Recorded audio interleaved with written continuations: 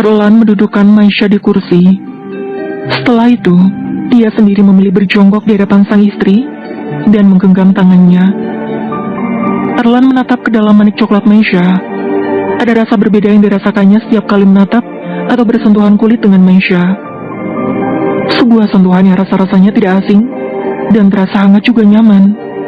Namun, tiba-tiba sentuhan itu harus terurai sebab Maisha menarik tangannya dan mengarahkan pandangannya ke tempat lain.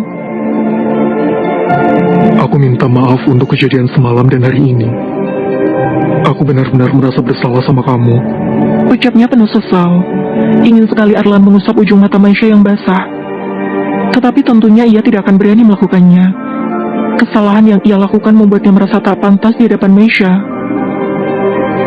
Tidak apa-apa. Aku tahu, kamu akan lebih membela Laura, karena bagimu aku hanya orang asing. Hati Arlan serasa ditusuk duri tajam. Di balik sikap Maisha yang lembut dan tenang, Arlan dapat melihat luka dari setiap kalimat yang didesiskan wanita itu.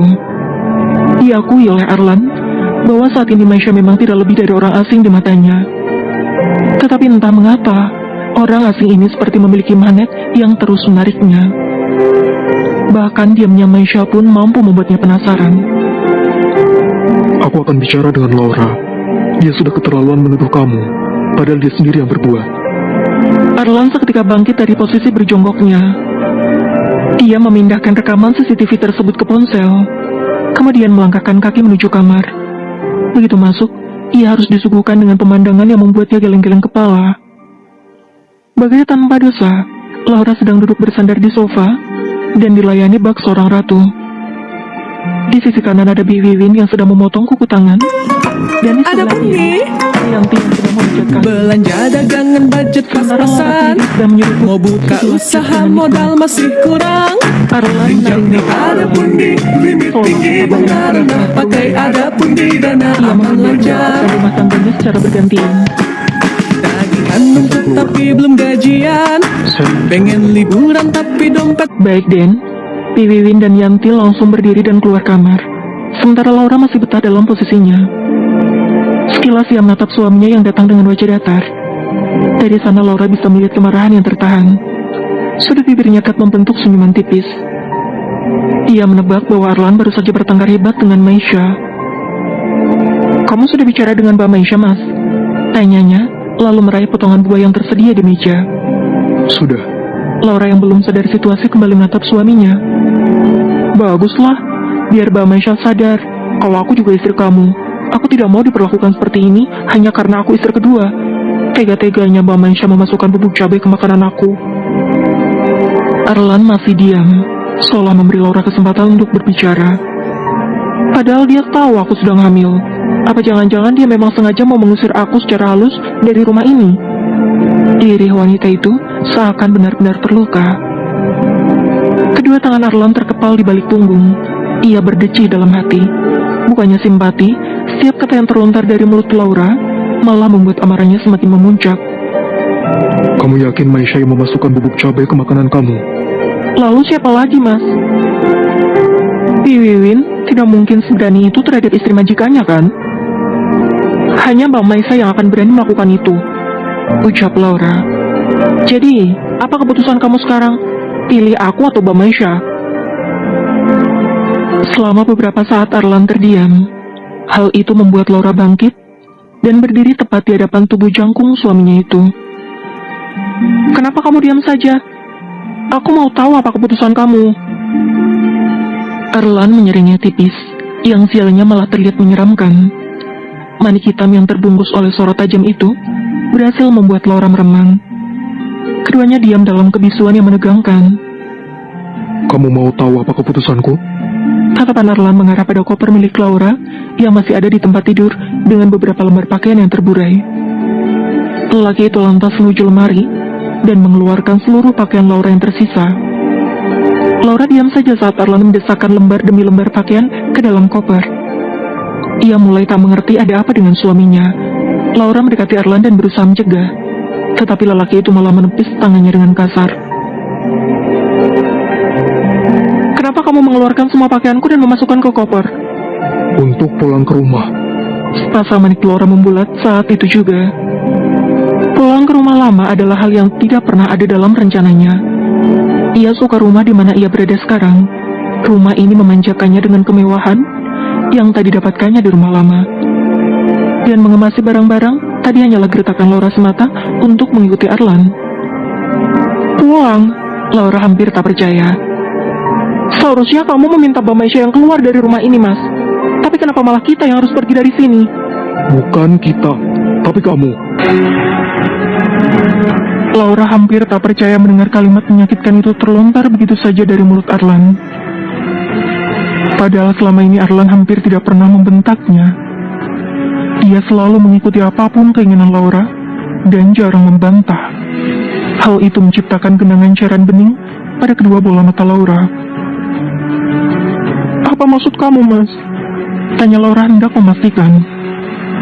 Tega-teganya kamu melimpahkan kesalahanmu sendiri kepada orang lain. Padahal kamu tahu betul, bukan Maisha yang memasukkan bubuk cabai ke dalam makanan kamu. Tatapan Arlan menghunus tajam, membuat amarah dalam hati Laura semakin melambung. Oh, jadi Mbak Maisha sudah berhasil meracuni pikiran kamu. Kasih tahu aku bagaimana cara dia memfitnah aku sampai kamu sepercaya ini. Arlan mengembuskan napas kasar.